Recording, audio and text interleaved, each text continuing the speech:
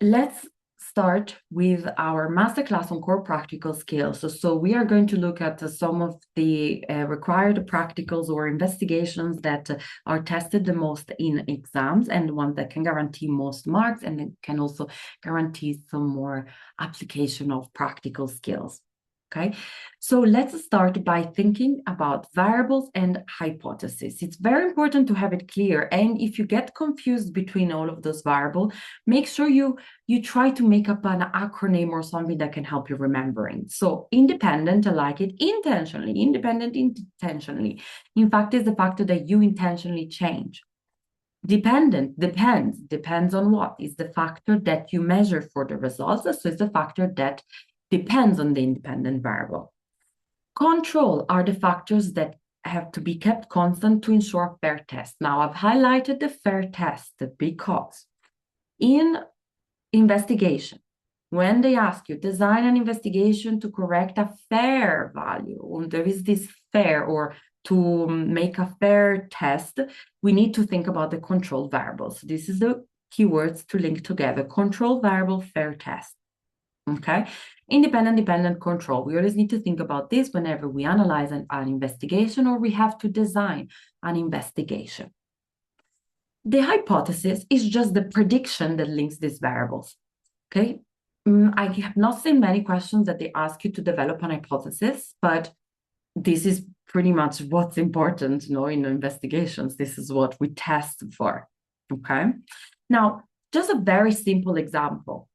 How does the temperature affect magnesium plus hydrochloric acid, the rate? So the rate of this chemical reaction. Now, what is the independent variable? Intentionally change, independent, intentionally change. It's the temperature. So that's our independent. The dependent is not super obvious because how it affects the rate, how do we know? How do we plot? How do we investigate the rate? Yeah, by collecting the volume of the gas and the time. Actually, here I would suggest to add the time if we're thinking about the rate of reaction. Okay, just to say that dependent, it's what you measure. What you're measuring is maybe the amount of gas released for a specific set of time. Yeah. And the control variables, of course, everything else that could affect that factor. That's why it's actually with the practical is very important to be confident with the background knowledge as well, because how do you figure out the control variables, let's say, of a rate experiment, like in this case? Well, you need to think about what factors affect the rate. We know also concentration, also surface area. Okay, so to identify the control variables, this really helps. So think about which topic is this? And as you think about that, you can then think about those could be the control variables. Okay. And this is, to think about it generally. Generally, what I'm saying. Let's go into the practicals now. Before going into actually each practical, let's revisit accuracy, precision, and uncertainty. Now, accuracy, remember, that is the closeness to the true value.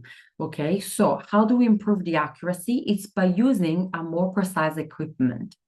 Or, we're going to see calorimetry, so the example of that to reduce the heat loss. But the accuracy is just how close it is to the true value.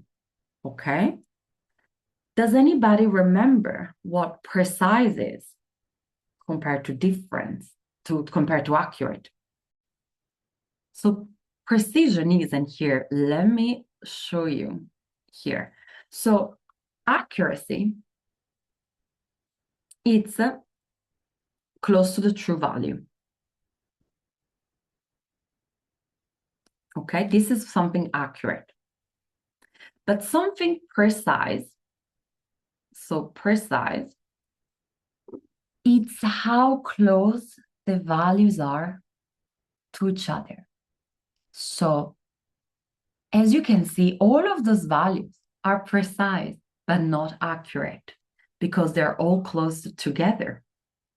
So this would be the example of precise, but not accurate. Because precision is how close the values are to each other. Precision, how close the values are between each other. And we can make a precise measurement by doing repetition and calculate the mean. Accuracy is what we just said. It's using a more accurate instrument. Yeah, but it's nothing to do. It's not really to do with the repetitions. I mean, of course, with the repetition always, because we can find the outliers or anomalies, which we can exclude from the result. Okay, but I hope it makes sense with this example. Okay, and remember, if we have something accurate and precise, then they would be all close together, yeah, and like close to the true value. Remember that there could be anomalies. Anomalies are these that are completely out of trend, and we ignore them in the calculation of mean. Okay, so these are two important, accuracy and precision. We also have a reproducibility, how easy it is to reproduce an experiment. But this is is about reproduction, not necessarily precision, because think about it. If you reproduce a method that is wrong, you're going to get wrong values, so it's not accurate. If you use a method that gives a lot of different results with a lot of different values, that's also not precise.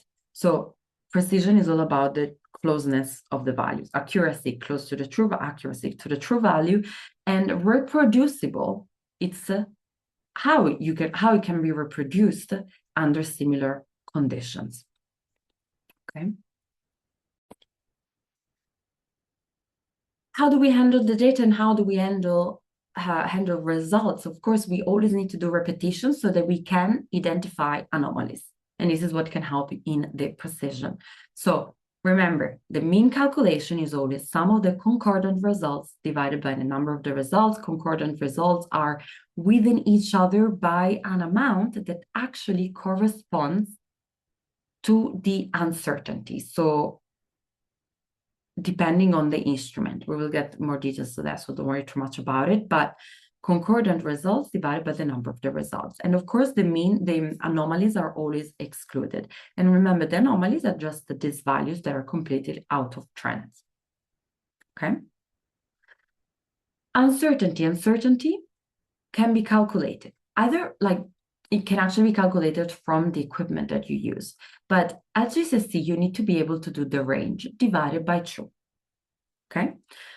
And we wanted to revisit the range, but maybe we do some exam practice instead. But remember, the range is the difference between the highest and the lowest number, and then divided by 2.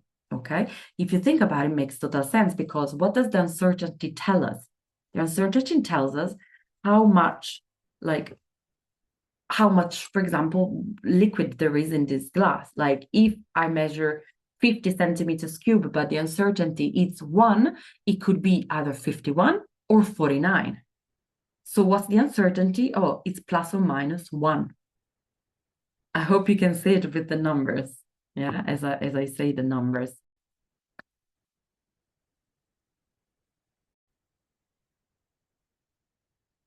First of all, this is just an explain question, which means that we don't need to describe the whole setup. So remember, you want to save as much time as possible during your exam. So explain how are separated, not describe how they're separated. This is a big difference, okay? So the explanation is, okay, but why are they really separated? Or they separate because they have different solubilities, right? This is the core concept. But how are they separated? And here it's so important that you use your visual to really think about, oh, we have the solvent, and what does the solvent do? The solvent moves through the paper. As the solvent moves through the papers, and as different dyes have different solubilities in the solvent, as well as not just the solubility, that's not all it matters, because remember, there is also the paper. They have different attraction to the paper as well, so they are carried out at different distances. So the 4 marks are for mentioning the solvent that it moves, the solubility or the attraction to solvent and paper, okay? And then that they carried out different distances or that they move or something related to the movement. Let's do one more interpretation. And this interpretation, it's good to see also how chromatography can become kind of complicated if they give you like different examples or with a bit of context. So this is 2 marks. So what conclusions can you make? Give me 2 points. Again, pause the video and play if you're watching the recording. So what interpretation do we do with this chromatograph? We're looking at either the calculation on the RF value, which we can easily do by measuring the distances, but also just visually, if they travel at the same distance, they're likely to be the same. And of course, this is because if you calculate the RF value, they have the same RF value, right? So the application here would be to see which samples match one specific sample, like in this case, in terms of colors. And as a conclusion, of course, it's enough to say the conclusion, which are safe and which are not. And if you said drinks of colors B and C are safe and D and A are not safe, then you gained the 2 marks. But what is the reason? If you had to give like if there was a third or fourth mark, then we would be thinking about the reason of that. And this is because they contain or they have the same RF value. Okay, the same RF value. It's I think a better way to say that well contains the same because they travel at the same distance. Okay, nice interpretation here. Last one, to see the other type of question that we can get, which in my opinion are more difficult than designing an investigation, because designing, you basically just learn the method or you think about what you did at school, but this is harder. Pause and play once you're ready. This is a 2 marker. So here, notice for 2 marks, we want to write down, of course, the keyword here would be state. So we have to just mention them, but then it also says and explain one of the mistakes could cause. Okay, so remember to stick with the marks. Yeah, don't override. And in this case, what do we have? Well, we know that the water was above the start line and the start line is drawn in ink. Those are the 2 major mistakes. What are the problems? If the ink would basically run on the paper or would bleed into the water or would whatever you mentioned in terms of the results is good. And then the water level is above the start line and the start line, the water level, the food colors would dissolve in the water. Okay, so of course we can say it in slightly different words, but let's try to stick with some keywords and a bit more concise, considering it was only 2 marks. We're ready for the next practical. Of course, I'm not going in order. I'm just focusing on the ones that can yield the most marks and develop good skills. Now, we are looking at how to make salts. In this case, we're looking at the copper sulfate crystal. Now, let's revisit a little bit chemical reactions. If we want to make a salt, can you try to write down the reaction to make this specific salt? In this case, we are given already the reagents. Try to write the full balanced equation for this. So in this topic, it's really important to think about state symbols as well, because if we have a different type of salts, we might need different methods, yeah? And that's what I'm going to talk about it also a little bit later. But for now, let's stick to the standard core practical, which is preparation of, and this is a soluble salt.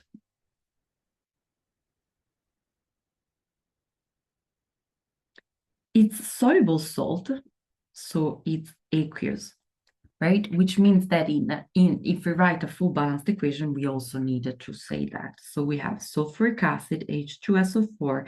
It's an acid, it's always aqueous. Then it reacts with copper oxide. Copper oxide, it's a solid. As you can see, it is written as a solid. And this would form copper sulfate, aqueous, plus water, which is, of course, the neutralization product. Okay, now, the steps for this, there are some very important steps here, which is the addition of copper oxide in excess. In fact, when you might need to write it if you do the method, okay? But also, you could be asked why the base is in excess. Now, very important, the base is in excess so that all of the acid can be, all of the acid reacts. But this means, like, and here it's so important that you just visualize all of the state symbols, because you really need to imagine you're putting a solid in, the solid reacts, it goes, but then, oh wait, the solid will remain. It is important to really visualize all of the steps, okay? Because this helps in the designing an investigation. And then, okay, we need to filter off the solid excess, and then we do evaporation because, of course, we wanted to crystallize the salt.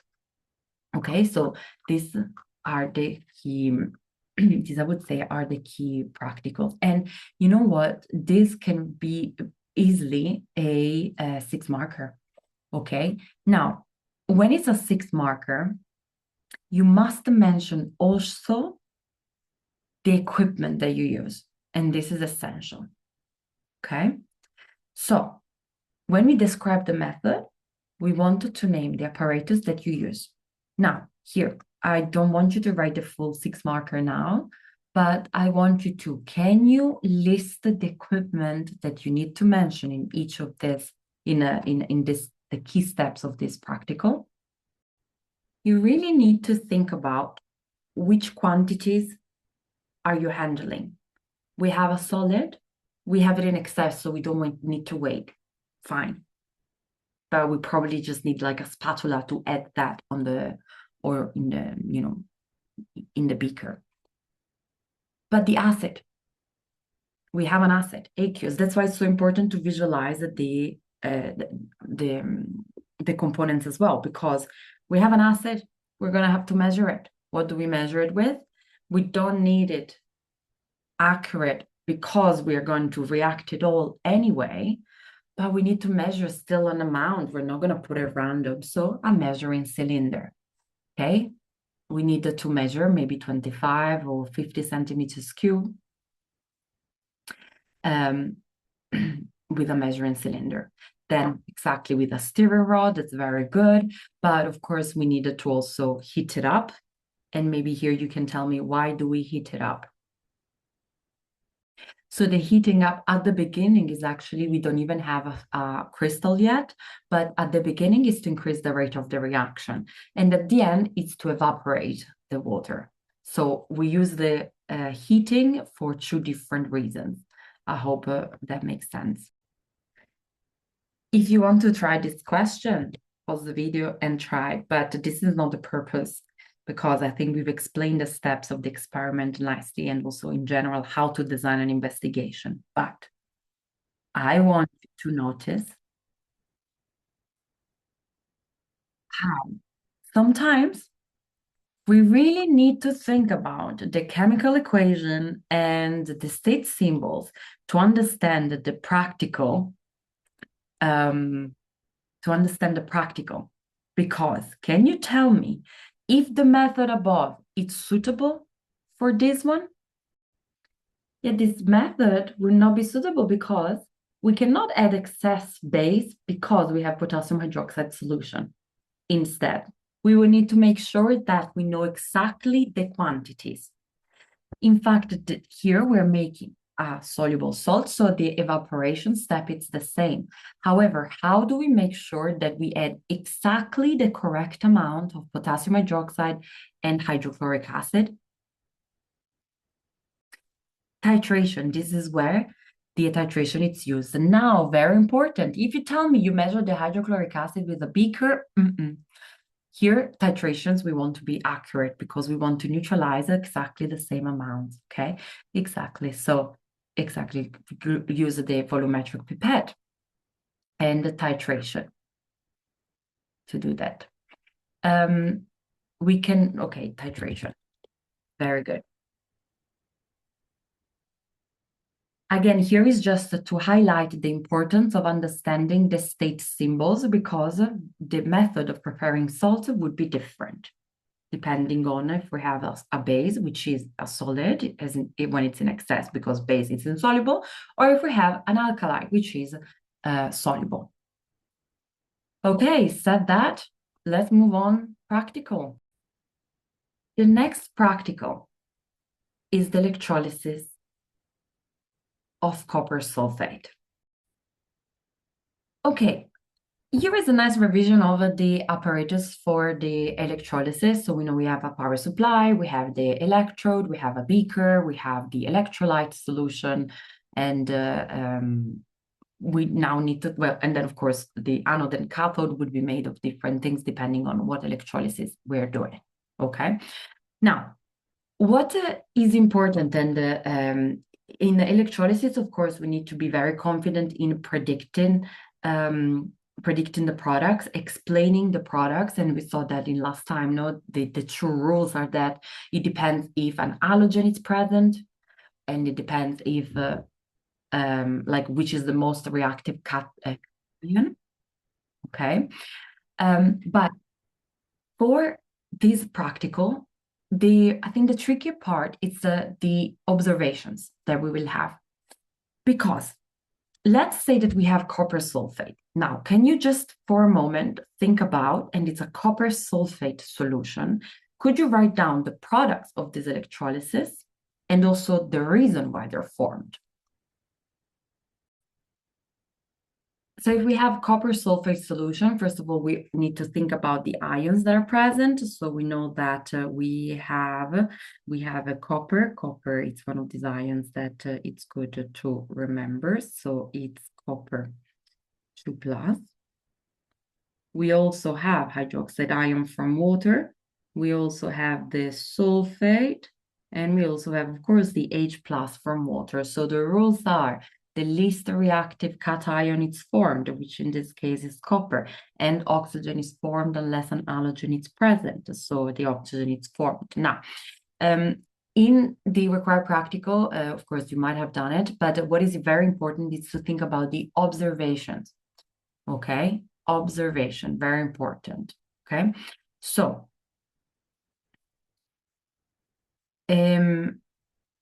observations could be in terms of in change in mass, or maybe a gas produced. So this is very important. And again, you need to think about what are the products. The products are copper as solid and oxygen gas. So how do we observe a gas? Bubbles. So we would actually see bubbles formed at the anode. And those are oxygen bubbles. But that's not the only thing that we would observe at the cathode. This is at the anode, because the copper ions would actually go in solution. So as the copper ions move from the copper electrode to the cathode, to the other electrode, what will happen is that there is an increase in mass. There is an increase in mass. Let me do actually the copper color. There is an increase in mass around the cathode because the copper solid is formed. But at the anode, there is a decrease in mass because the copper goes in solution. So as you can see, actually, in many observations, there can be an electrolysis. If there is a gas formed, of course, we see bubbles.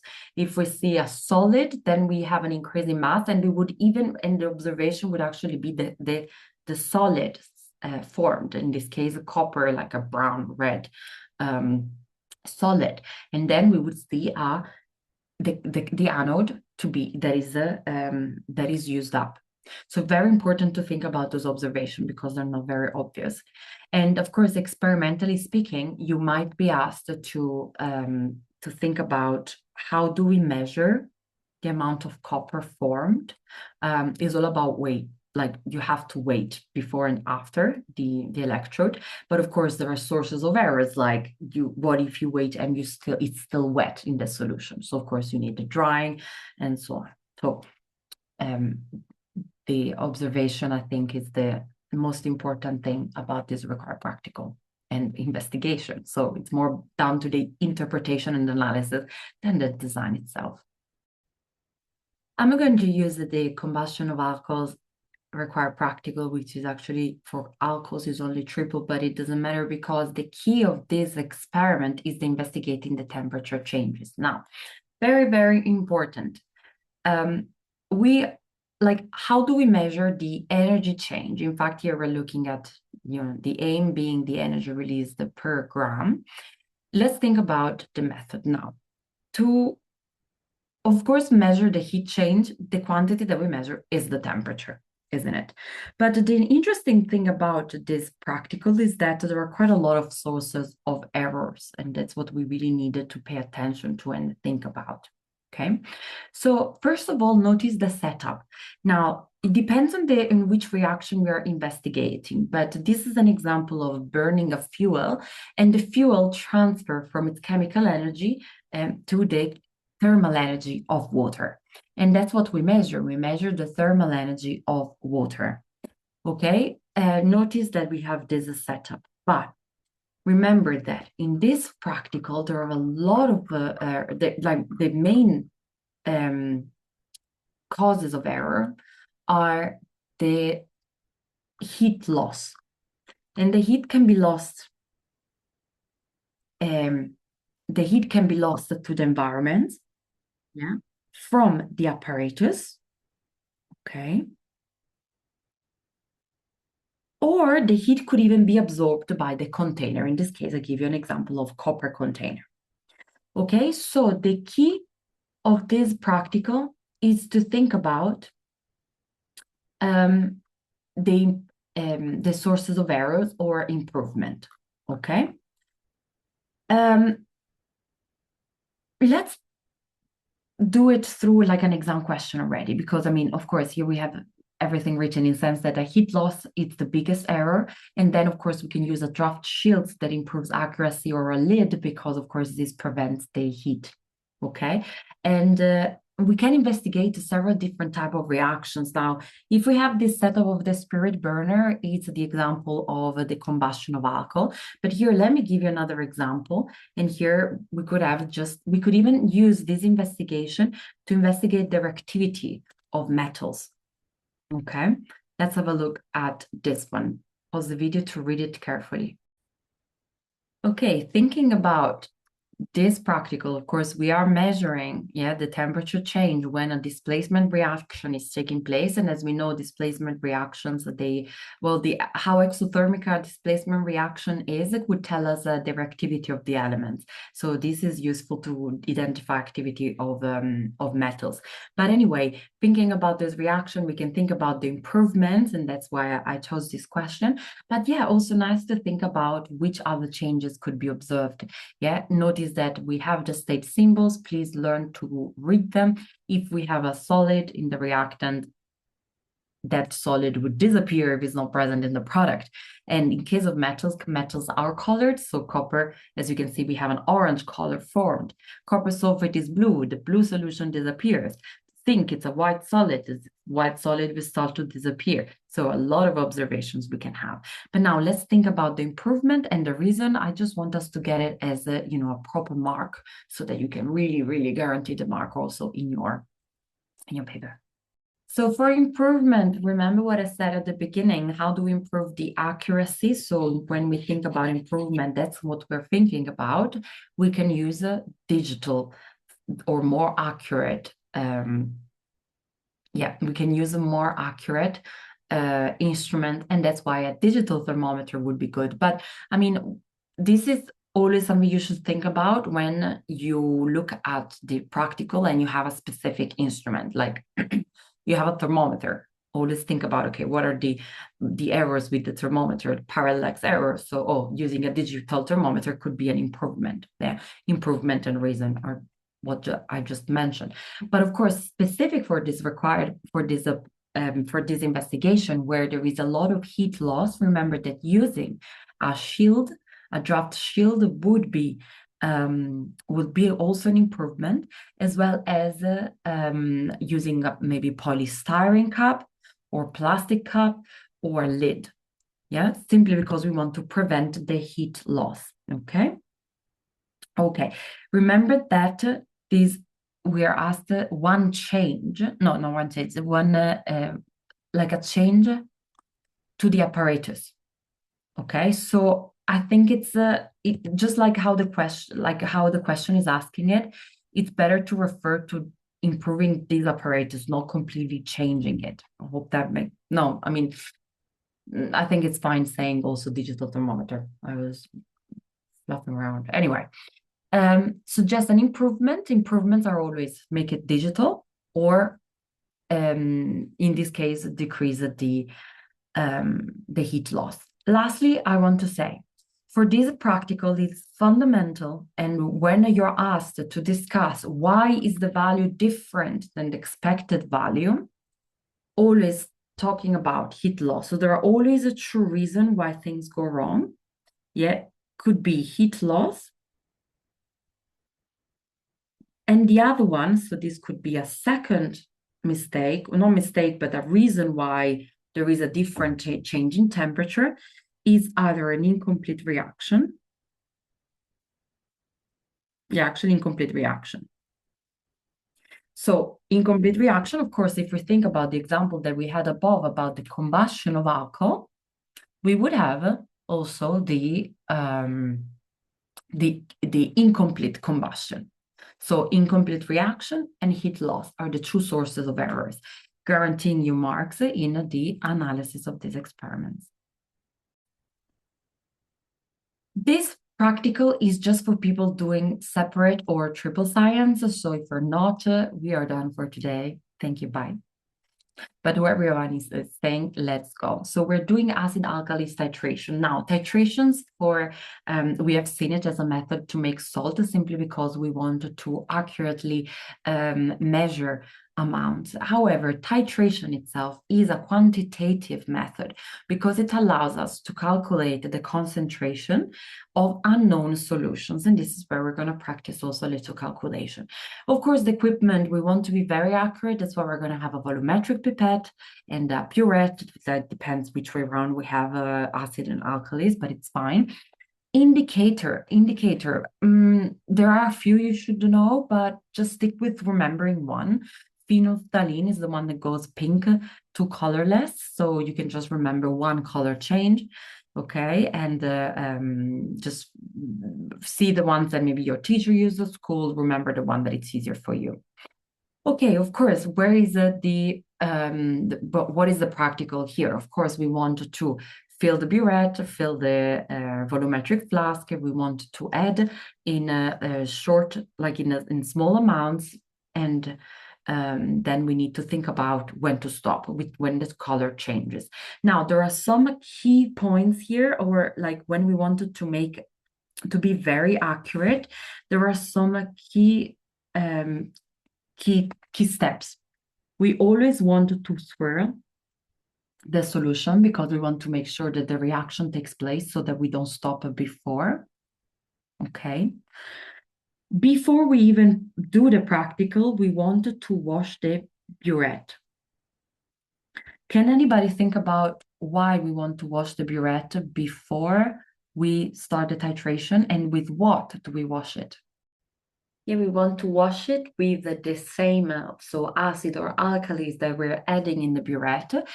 And if you think about the reason why, is it to avoid dilution.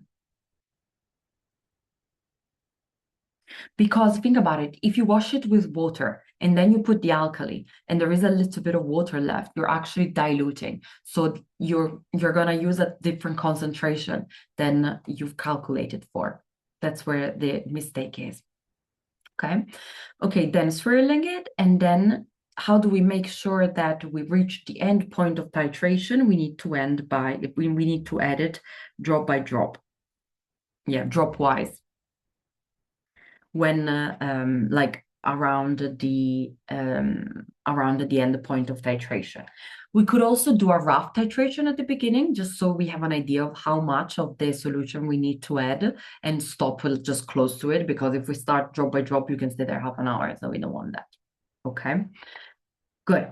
Of course, what is super important with titration is that the concordant results must be within 0.1 centimeters cube, and the 0.1 is actually the uncertainty around the measurement in the burette, and that's why we use the 0.01. Of course, so when we calculate the mean, we are going to use that. And of course, the type of questions that we have with the investigations could be, and why don't we try one? I think doing practicals, it's the best, like doing questions with practicals is a really nice way to revisit it, and also to just practice. Yeah, let's do this one. This is a 4 marker, so I would like you to not do it from scratch, the method, but continue this one that is already written.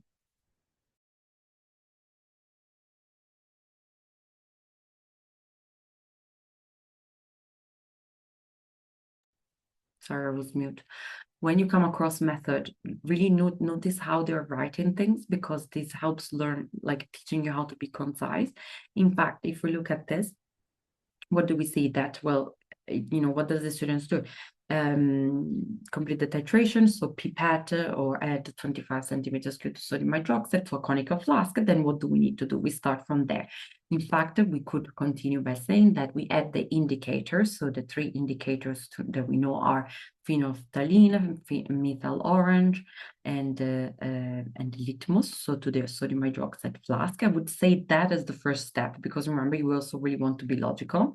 Then we add the acid from the burette with swirling. Swirling is keyword or mixing, so make sure you add that. That's a mark, as you can see. And then, I mean, this could also be a 6 marker, so swirling and then dropwise towards the end point could be a different mark. And then, yeah, until the indicator changes. And here the colors, pink to colorless, yellow to red, or blue to red for litmus. Just again, remember the ones that you find easier. Okay, good. So as you can see, we can be very concise in the explanation. Then, in terms of analysis of the result, as we know, we need to look at the results that are concordant within the 0.01. And like this, we can find the mean, yeah, by using just those.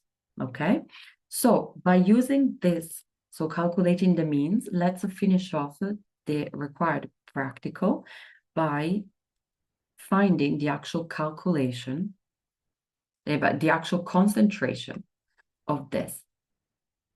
Okay, the hint here, remembering about the math skills that we learned together, look at how the units give you the equation. Let's go. Okay, so of course the mean, we needed to consider the concordant results, so only looking at those that I'm adding here. And in terms of calculations, notice that here we always need to think about moles ratio moles, because of course you need to think about what can I calculate. You can only start with the moles. In fact, here are the steps, yeah, with calculating the moles of sulfuric acid. Of course, remembering to convert the volume, right? We use the ratio to calculate the moles of hydroxide, and then we calculate the concentration of hydroxide using the appropriate volume. Okay, straightforward, but a lot can go wrong if we don't remember converting the units and if we don't remember the ratio. Okay, and I want to conclude the practical practice that we have done today. Yeah, thinking always about how do we structure this 6 marks design. Yeah, we have mentioned already a lot today about how to about the accuracy, about the variables. We always wanted to put a numbered list of steps. Remember, this is something we really need to learn. Being concise, use multiple choices. Okay, very important. And then make sure you mention the repeating. And if the experiment or the investigation asks you to make it to be safe, then think about safety. Goggles, heat-proof masks, gloves, tie up your hair. Okay, very important. Okay, very good. In terms of then data handling, could be plotting a graph or something else. Okay, so thank you very much, everybody. This concludes today. Look at the classroom for more practice.